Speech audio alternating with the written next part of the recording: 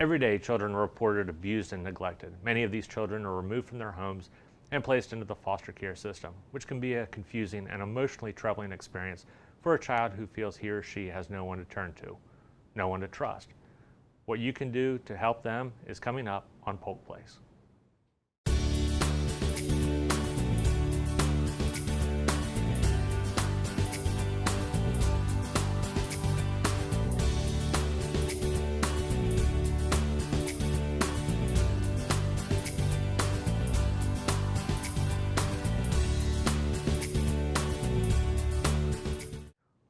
Welcome to Polk Place. I'm your host, Jeremy Morady, and with me today we have Wanda Friend, who is a volunteer with the Guardian Ad Litem program here in Polk County. Good morning.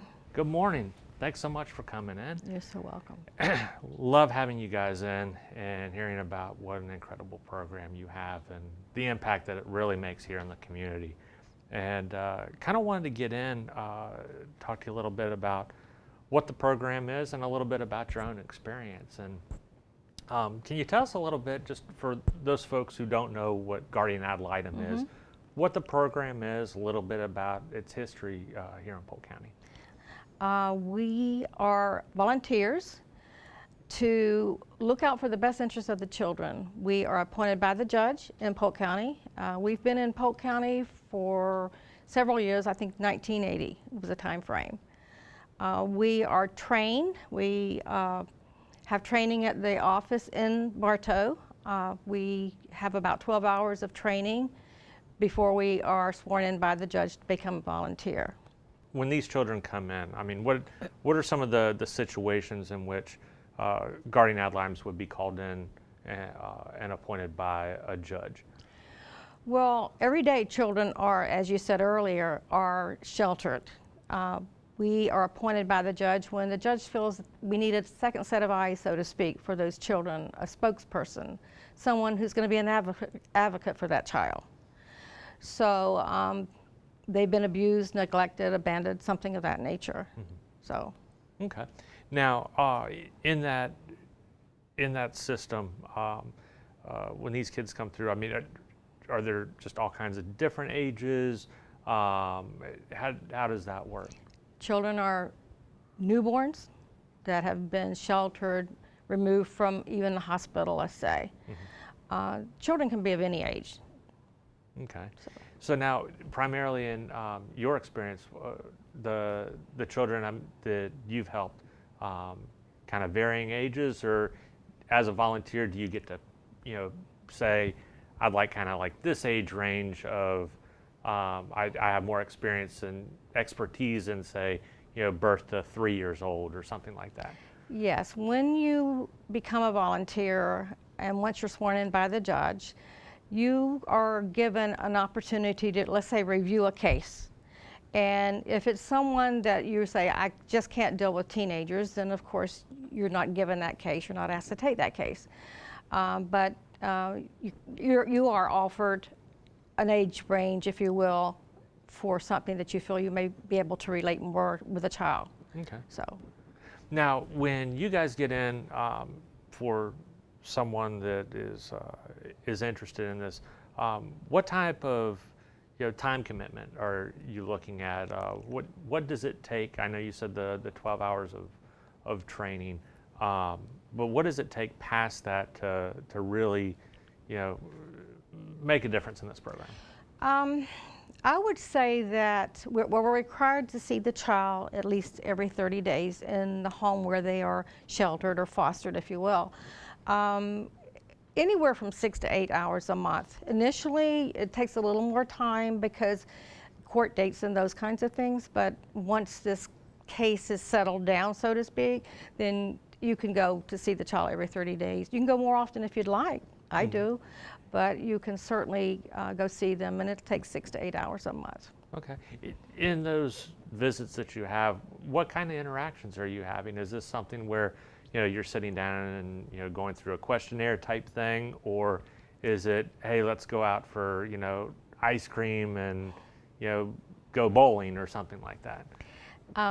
You can do that. You can take them for ice cream or bowling, but when you go see the child, they're always happy to see you. Once they've become used to you coming on a monthly basis. They're always happy to see you.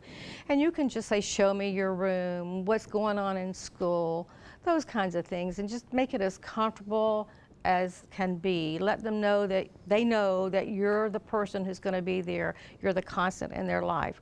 So it's very informal, and it can be anything you want. Okay. Now, that training, what do you go through in the training to prepare yourself for that in the 12 hours? What are the things that they teach you in there? Oh, wow. They teach you from beginning to end on a case. We go through the terminologies, if you will. We get taught. I imagine you get a lot of legalese type Legalese things, that's for sure.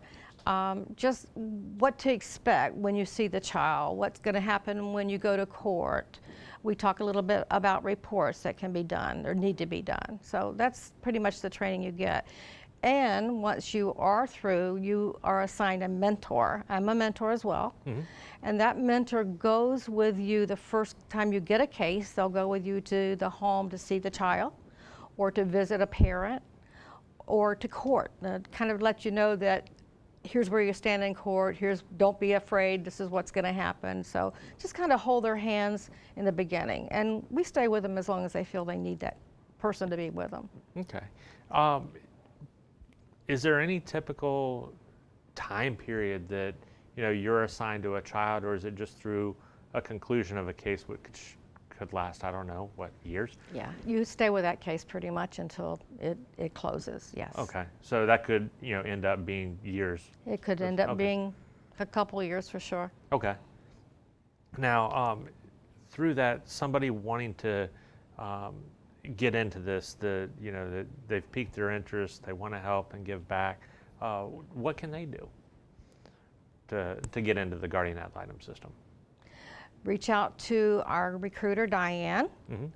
and Diane will set up an interview with them, and they go from there. Okay. So can they go through the website? Yes. Is there an application process that they need to be aware of, to fingerprinting, any of that type of stuff to get done? Well, of course they can go through the website, a friend. There's many ways to become a Guardian Ad Litem. Once you do go through the training, you are fingerprinted and a background check is done, yes. Okay, all right, sounds good.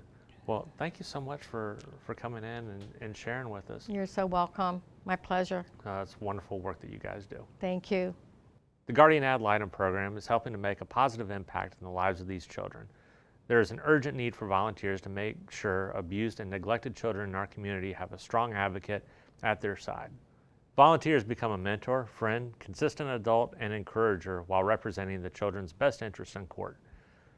In as little as 6 to 8 hours per month, you can make a difference. For more information, you can give them a call at 863-534-2547 or look them up on the web at www.becomeaguardian.com.